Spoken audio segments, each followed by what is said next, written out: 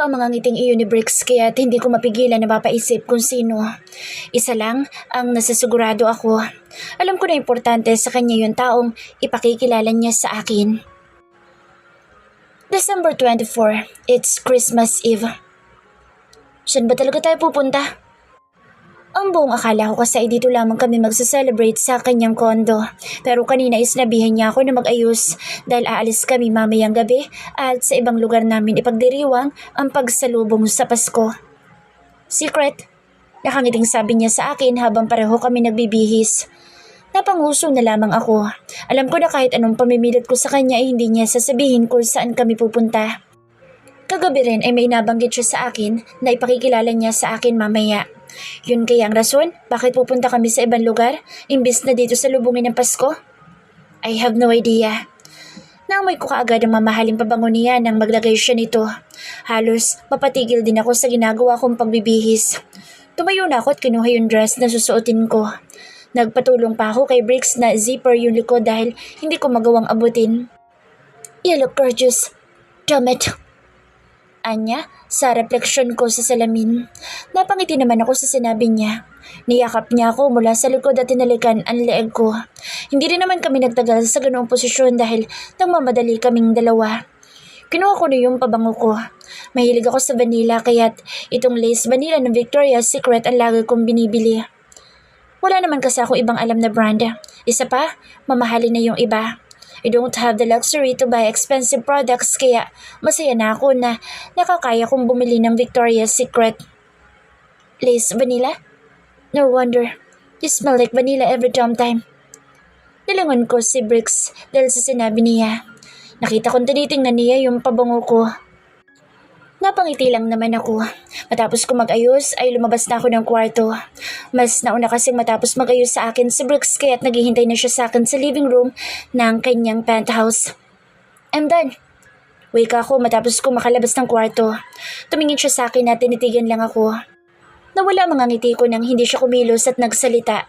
Nandoon lamang siya at nakatingin sa akin. Why are you staring at me like that? Don't you like how I look? Bagsak ang aking balikat habang tinatanong iyon sa kanya. Natatakot na baka dismayado nga siya sa aking itsura. Alam ko naman na sinabi niya sa akin na maganda ako kanina pero wala pa akong ayos noon. Baka ngayong nakapag-makeup na ako at nakataas ng aking buhok ay hindi na niya iyon gusto. Can we just stay here? And I will stare at you at the whole time? God, you're so damn beautiful. You're ethereal.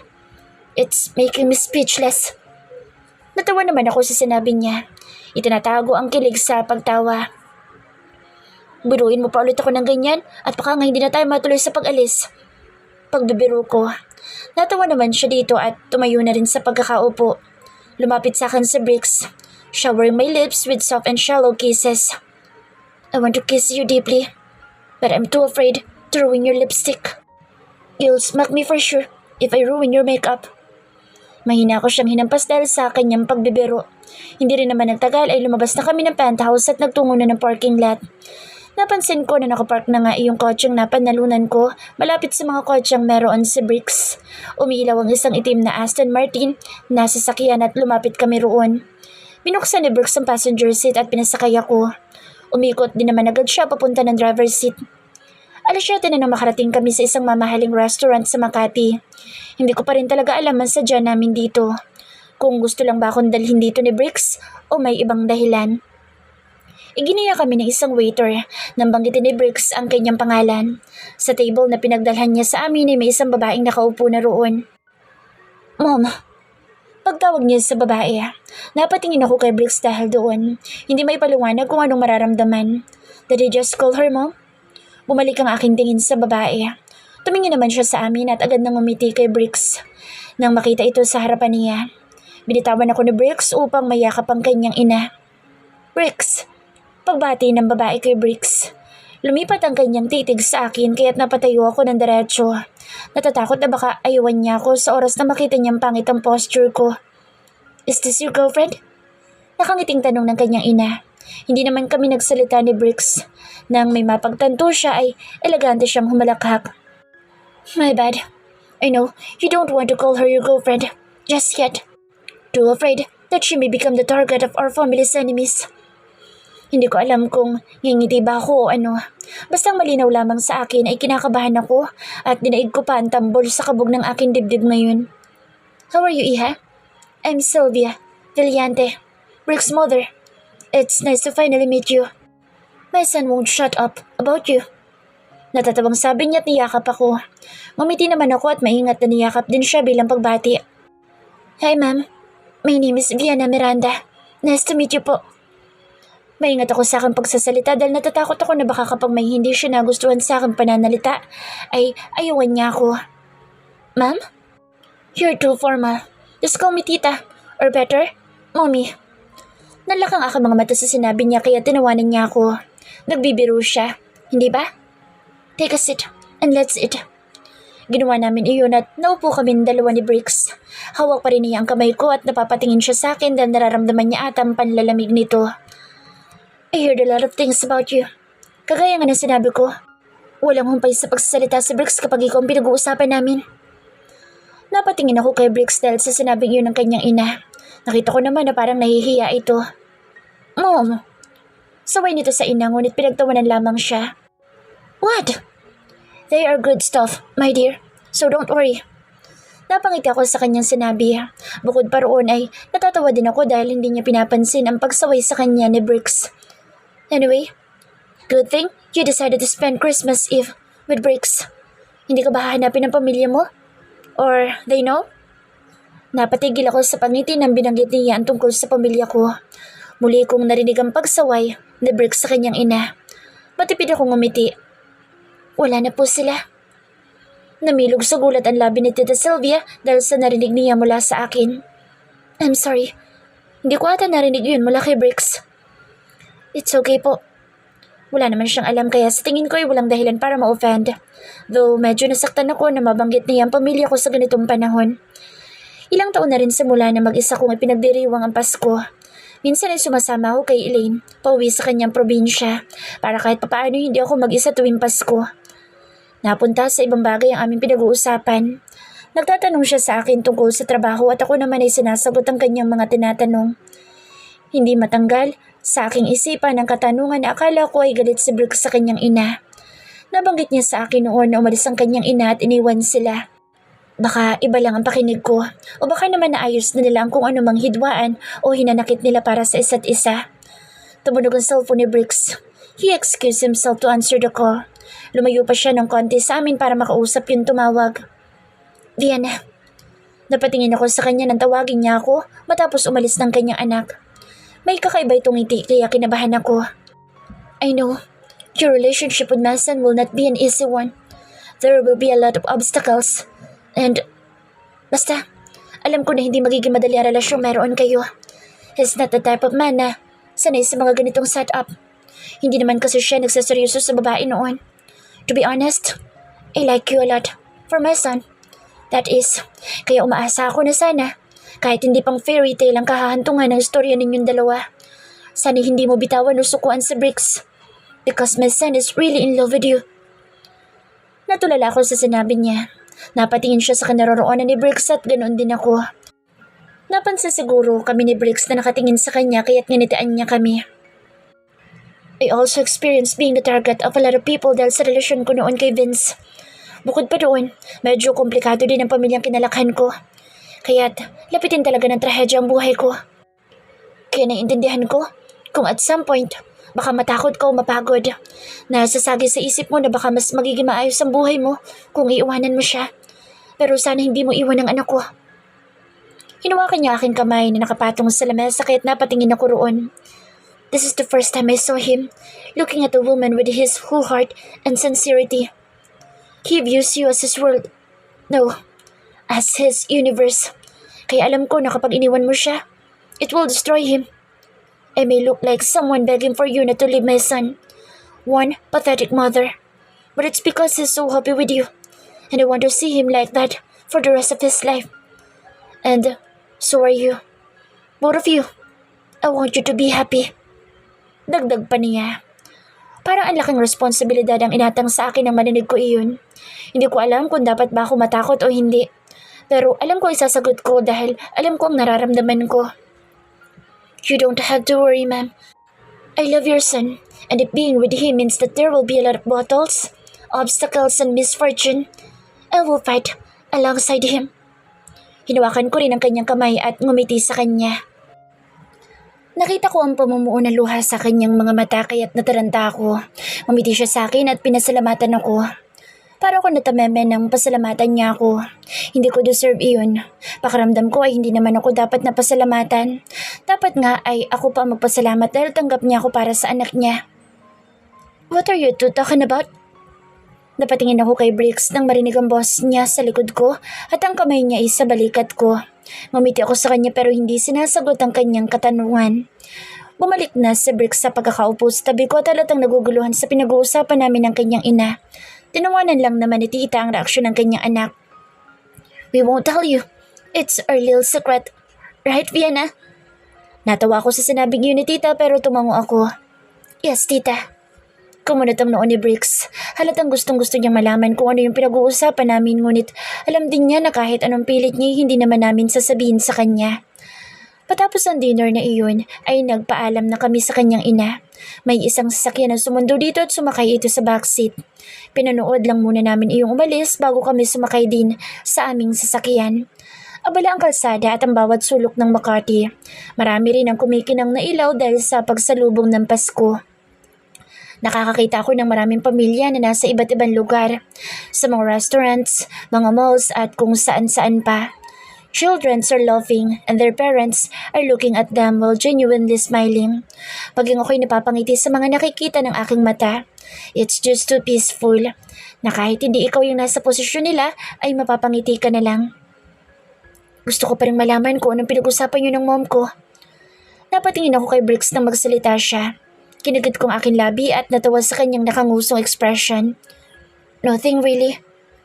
Ayoko sabihin sa kanya. Alam ko na kapag sinabi ko sa kanya ay pareho lamang kami mahihiya sa isa't isa. Mag-iwas na sana ako ng tingin sa kanya upang pagmasdan ng magagandang ilaw sa labas nang mapansin ko ang pagtingin niya sa akin nang tumigil ang sasakyan dahil sa traffic light. Tell me baby please. Nagpapaawa pa siya sa akin. Natawa naman ako. Kinurot ang kanyang pisngi. Bakit pa siya nagpapakyut? Hindi niya ba alam na tumatalo ng puso ko sa tuwing ginagawa niya iyon? Isa pa, alam niya ba na nanghihina ang tuhod ko kapag tinatawag niya akong baby? Kasi pakiramdam ko sinasadya niyang tawagin ako sa ganoon tawagan kapag critical ang sitwasyon namin o may gusto siyang malaman mula sa akin. Wala nga. Kapag-usapan lang namin na hindi magiging madali ang lahat sa atin. Natatakot siya na baka kapag naging mahirap ay iwanan kita o bumitaw ako sa'yo. I ended up telling him a lot of things. And? Muli nang nakabaling ang atensyon niya sa pagmamaneho dahil tumama na sa green light ang traffic light. Sabi ko hindi kita iiwanan.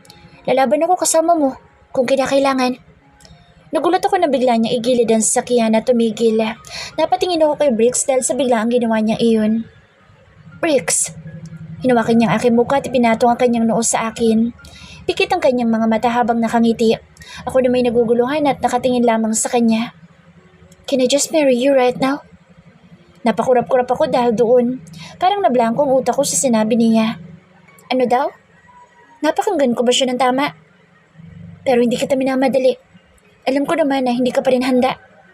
Lumayo siya sa akin. Ang mga mata ko naman ay sinusundan at pinagmamasdan lang ang kanyang bawat pagkilos. Hindi ko maintindihan ang sarili ko nang marinig ko iyon mula sa kanya. Parang bigla ako nahirapang makaintindi ng mga salita. Ang utak ko ay walang tinatanggap na ibang salita kundi ang pangungusap na binitawan niyang iyon. Sumingap ako at agad na pinahid ang luhang pumupuslit sa aking mata. Natulala naman si Briggs na makitang aking pagluha. Tumatawa-tawa ako at nag-iwas sa kanya upang patigilin ang sarili. Nahihiya ako na umiiyak ako dahil sa sinabi niyang iyon. Samantalang nangyayain ako ni Oliver na magpakasal noon ay hindi naman ganito ang naramdaman ko. Hindi pa rin naman ako handa pero ibang-ibang nagiging reaksyon ko sa bawat salitang binibitawan ni Briggs. Did it make you cry? I'm sorry. Hindi. Agad kong pinatigil ang paghingi niya ng tawad. Hindi naman niya kailangan sabihin iyon. Sadyang naiiyak lang ako na maging ako ay hindi ko rin alam ang mismong dahilan. Masaya lang ako. Tama, masaya ako. Ito yung saya na ngayon ko na lang ulit naramdaman. Huminga ako ng malalim at muling tumingin sa kanya. Do you really mean it? Baka kasi binibiro niya lang ako. Tapos ako, naiiyak sa biro niya kasi akala ko'y totoo. Oo naman, bakit ko sasabihin niya yun kung hindi ako seryoso? Muli nang nagmaneho sa bricks, may ngiti pa rin sa kanyang labi. Isn't really okay? Being with someone like me? Pakiramdam ko kasi hindi ako yung babaeng nararapat na tumabi sa kanya sa harap ng altar. Hindi ako yung babae na dapat makasama niya. Hindi sa minamaliit ko ang sarili ko, but am I really enough? Will you be happy to be with me for the rest of your life? I don't think I'm enough and a rightful woman for you. Happy? Are you really asking me that? If I will become happy?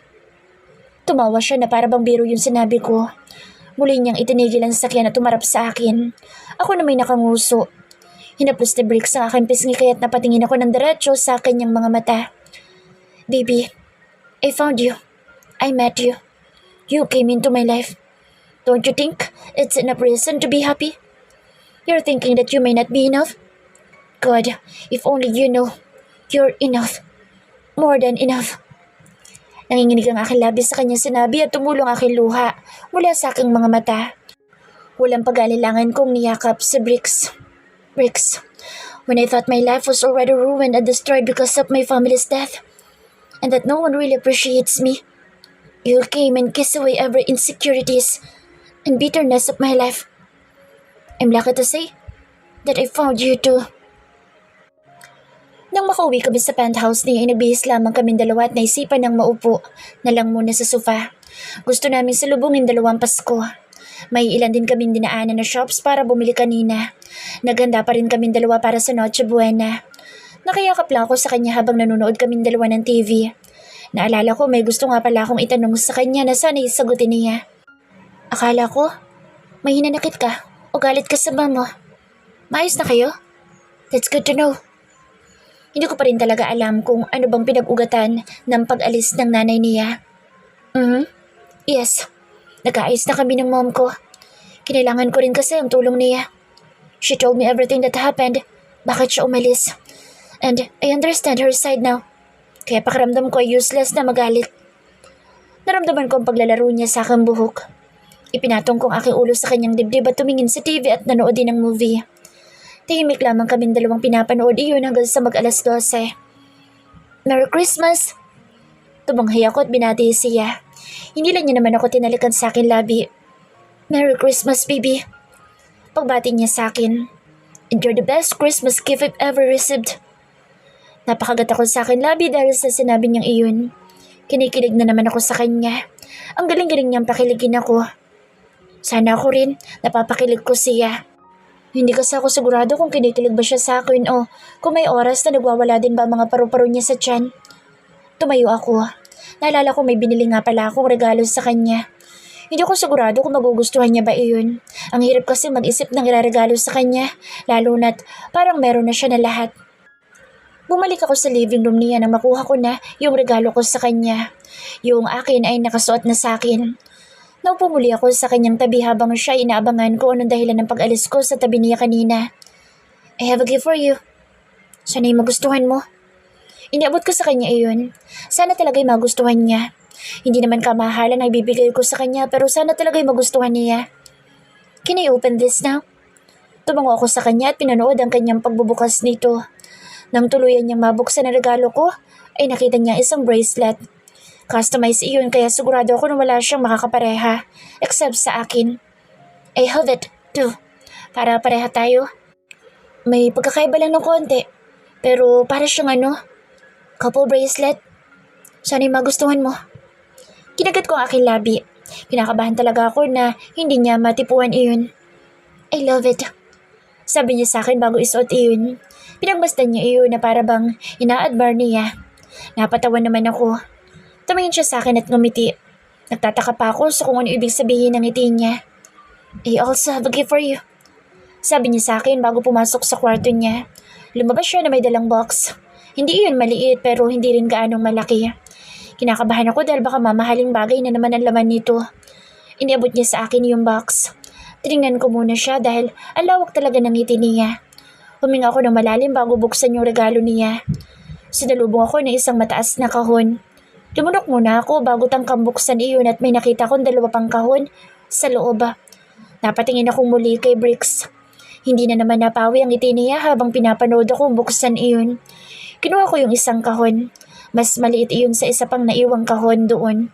Binuksan ko iyon at halos lumuha ang mata ko nang makita ko ang brand ng kahon.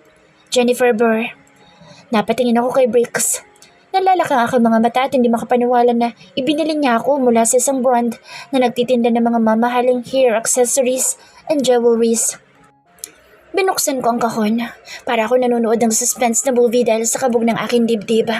Nang mabuksan ko yun ay agad na nakita ng aking mga mata ang isang beret na may hyacinth na design. Hinawakan ko yun at iniangat upang makita ko ng maayos. Sobrang ganda nito at hindi ko alam kung paano yun ipaliliwanag. Akala ko hindi na inaabot ngayong Pasko dahil pinakustomize ko pa iyan. I hope you like it. Muling naupo si Bricks sa akin tabi habang ako'y pinagmamasdan pa rin yung beret. Hyacinth flower talaga ang design? Natatawang tanong ko sa kanya. Tumingin ako sa kanya at nakita ko naman ang kanyang nakangiting labi. Well, hyacinth symbolizes happiness and love. Makes sense, don't you think? Nakangiting sagot niya.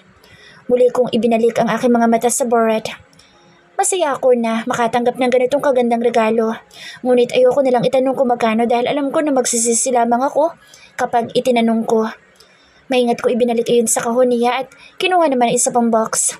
Mas malaki ito kumpara doon sa box ng beret. Huminga ako ng malalim at agad na sinalubong ng aking mga mata ang isa pang tanyag na brand ng mga mamahaling alahas. Cartier. Halos bumagsak ang aking panga sa sahig. Huminga ako ng malalim bago iyon kunin at tingnan mabuti. There's a necklace chain which has a ring on it. Pinagmasdan ko mabuti yung singsing na nasa necklace chain at napatakip ako sa aking bibig. I'm not really a fan of jewelry pero madalas akong tumingin ng mga ito kahit na hindi ako bibili. At alam ko kung anong tawag sa singsing na nasa necklace chain. Maluha-luha akong tumingin kay Bricks na naghihintay sa sasabihin ko. This is the Trinity ring from the Cartier? Tumango si Bricks. Lalo lamang namuo ang luha ko sa gilid ng aking mga mata. Hindi ako naiiyak dahil mahal iyon at mukhang magkaiba pa ang halaga ng necklace chain at singsing. Naluluha ako dahil sa ibig sabihin ng Trinity ring na iyon. Fidelity, friendship, and love. Para bang nabasa ni Bricks ang iniisip ko at sinabi niyang ibig sabihin ng Trinity ring. Kinuha niya iyon mula sa kamay ko at pinagmasdan din. Turn your back to me. I'll put it on your neck. Hindi ako umangal at ginawa ang gusto niya. Tumalikod ako sa kanya at isinuot niya iyon sa akin. Hindi ko pa rin magawang makapagsalita. Naramdaman ko ang paghalik niya sa aking leeg, pababa sa aking balikat. Nang matagumpay niyang naisuot sa akin, yung kwintas. I know that the ring shouldn't be wear like that. Natatakot lang ako na baka may mangyaring hindi maganda sa relasyon natin kapag binigyan kita ng singsing, ganoong hindi pa naman tayo magpapakasal. So, until the right time comes, please, just wear it like that. It still signifies my love for you, that you're mine, and I am yours. Bulong niya sa akin habang nakapatong ang kanyang baba sa aking balikat. Walang humpay sa pagtulong aking luha dahil sa mga salitang narinig ko at sa sobrang kagalakan na aking nararamdaman. Humarap ako sa kanya kaya't napatunghay siya. Hinawakan ko magkabilang gilid ng kanyang pisngi at malalim na hinilikan ang kanyang labi. Naramdaman ko ang paghahawak niya sa aking batok at sa aking likod. Hindi rin naman gaanong nagtagal iyon at humiwalay na rin ako. Thank you. Isinubsob ko ang aking mukha sa kanyang balikat at ibinulong ang mga salitang iyon. Hindi ko nga alam kung narinig niya ba. Alam kong hindi tama na ikumpara ko ang dating relasyon na meron kami ni Oliver sa kung ano meron kami ni Bricks. Pero napagtanto ko lang din at naramdaman na hindi kayang gawin ni Oliver ang lahat ng sakripisyong ginagawa ni Bricks para sa akin. Doon pa lang, masusukat mo na kung gaano kakamahal ng tao. My relationship with Oliver was for me to be perfect girlfriend for him. Pero hindi siya ganoon sa akin. Natatakot kasi ako na konting maling gawin ko ay baka magalit siya. Sa tagal namin dalawa ni Oliver, laging siyang nasusunod. To the point na halos mawala na ako ng oras para sa sarili ko at mawala ako sa proseso. Kaya na maghiwalay kami ni Oliver, doon ko lang din napagtanto na masyado niya akong minanipula. At hindi ko yun pinansin o napansin noon dahil para sa akin, okay lamang iyon as long na masaya siya at hindi siya nagagalit. Pero paano naman pala ako? But for Bricks, hindi. Lagi niya akong inuuna. Kung okay ba ako o kung may ayaw ba ako. He will always try to approach and ask me kung anong gusto ko at anong dapat niyang iwasan. Lagi niya rin sinasabi sa akin kung anong tumatakbo sa isip niya. He's so understanding to the point na natatakot ako na baka ako yung nakakaabuso sa kanya. Naramdaman ko lang maingat at marahan niyang paghaplos sa akin pisngi habang ako'y nakahilig sa kanya. Sobrang komportable na iisipin mo kung totoo pa bang nangyayari ito. Parang panaginip. Ayoko nang magising. Sorry, Bricks. Yan lang ang naibigay ko sa'yo. Bigla ako nahiya sa regalo ko. Yun lang kasi ang kinaya ko dahil iniisip ko na may utang pa ako sa kanya na kailangan ko pang pag-ipunan at bayaran. Ayoko namang kalimutan na lang yung 500,000 na utang ko sa kanya kahit sinasabi niya sa akin na huwag ko nang isipin iyon. What are you saying? I love it. Wala sa presyo ang halaga na isang regalo. Isa pa, sapat nang kasama kita ngayong Pasko para masabi ko natanggap kong pinakamahal na regalo sa mundo. Cringy, right? But that's true. Umayos siya ng pagkakaupo at marahan akong iniharap sa kanya. You're the best gift I received, Yana. I said it once, and I will say it again. Ngumiti ako sa kanya at muling isinandal lang ang aking ulo sa kanyang dibdib. Maya-maya pa'y dinalaw na rin ako ng antok. Do you want to sleep now? Tumango ako bilang sagot sa kanyang tanong. Huminga ng malalim sa Bricks at pinatay yung TV. Tumayo siya at binuhat ako. Nagulat pa ako dahil hindi ko naman inaasahan na bubuhatin niya ako. Marahan niya akong inihiga sa kama at tinalikan ng noo ko. Good night. Matulog ka na. Tumango akong muli at ipinikit na ang aking mga mata. Naramdaman ko siyang tumabi sa akin at niyakap ako. My heart is so full. I can't even explain how happy I am right now. Mabilis na lumipas ang araw. Dahil matapos ang Christmas break, ay balik na naman kami sa trabaho. Hindi ko alam kung matutuwa ba ako na hindi nila napapansin ang suot kong kwintas o hindi. May parte sa akin na gusto ko yung ipagmalaki dahil ibinigay sa akin yung the Bricks. Pero meron din na gusto ko yung itago dahil ayoko sumagot ng mga katanungan nila. Papunta na ako ngayon sa opisina ni Bricks upang magpapirma ng mga dokumento. Marami yun dahil naipon itong 2 araw na wala kaming pasok. Kumatok ako at agad naman niya ako ang pinapasok. Ngumiti siya na makitang ako yung kumakatok. Naglakad na ako papalapit sa kanya at iniabot ang mga entries na dapat niyang pirmahan. Kinuha naman niya iyon at walang tanong na pinirmahan. Suot mo yung beret? Tanong niya sa kalagitnaan ng pagpirma niya. Tumango ako sa kanya. Tumingin siya sa akin kaya ipinakita ko sa kanyang suot ko yung ibinigay niyang beret. Sa katunayan nga niyan ay kanina pa ako tinatanong ni Venice kung saan ko daw yun nabili. Ang sabi ko na lang ay sa tabi-tabi kahit hindi ka pa di paniwala dahil halatang sa mamahaling material iyon gawa. Ibinalik niya sa akin ang mga dokumento ko at kinuha ko naman iyon. Sumandal siya sa kanyang kinaupan at sinanyasan ako. Come here, Anya. Ngumuso ako dahil baka kung saan na naman humantong ang pagpapalapit niyang iyon sa akin. Hinigit niya ako kaya tapaupo ako sa kandungan niya. Bakit? Tanong ko sa kanya. Hindi agad siya nagsalita at inamoy lang ako. You smell so good. Imbis na sagutin ako sa akin tanong, ayun ang kanyang sinabi. Ganun pa man ay nagbigay pa rin iyon ng kaligayahan sa akin. Uuwi tayo sa bahay namin sa Laguna sa December 30 ng gabi. After work. Is that okay with you? Iniisip ko kasi na magiging traffic kung 31 pa tayo luluwas. Tumingin siya sa akin at nakatingin lang din naman ako sa kanya.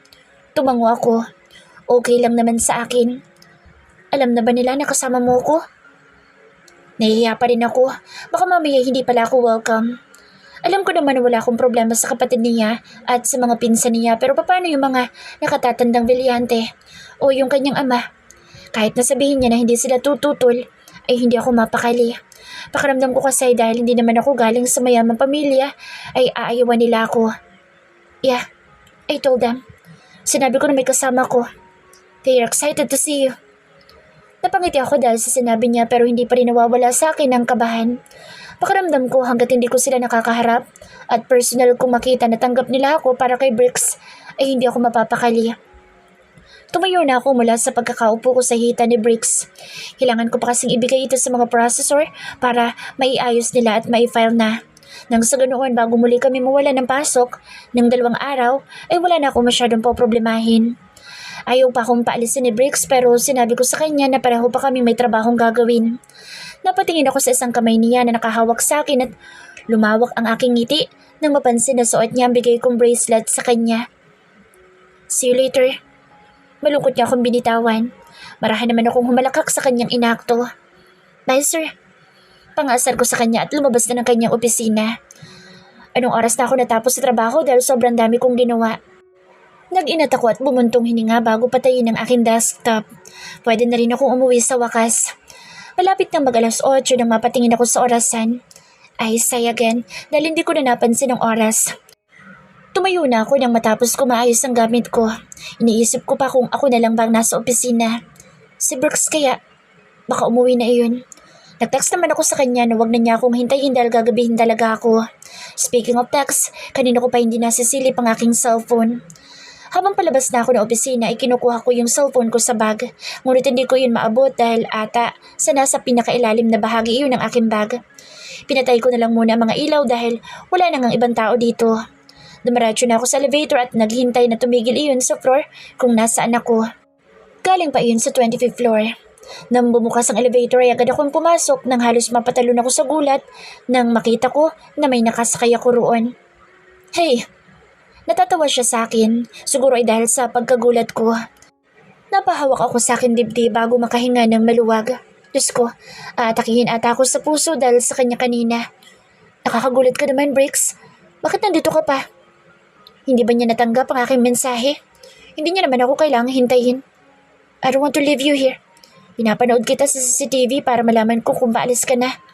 Para alis na rin ako sa opisina. Alam ko na hindi ka magta-text dahil isipin mo na umuwi na ako.